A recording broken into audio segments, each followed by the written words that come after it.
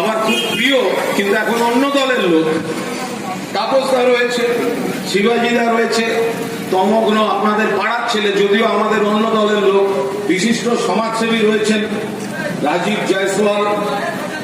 তো দেখুন, রাজনীতির জায়গায় থাকুক, আপনাদের অগ্নিবীণা ক্লাব এরকম ভাবে সকলকে নিয়ে, ওই তো আমাদের তৃণমূল আইটি সেলের স্বর্ণালী ও সব চলে এসছে, মাঝখানে শুধু একটা রাস্তা হয়ে গেছে, এপার ওপার এপার ওপার।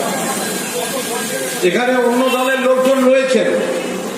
তাপসদা জানেন, তাপসদাকে আমরা শেষ চেষ্টা করেছিলাম এক পরিবারের মধ্যে রাখতে, কারণ তাপসদা আমাদের খুব প্রিয় পাত্র।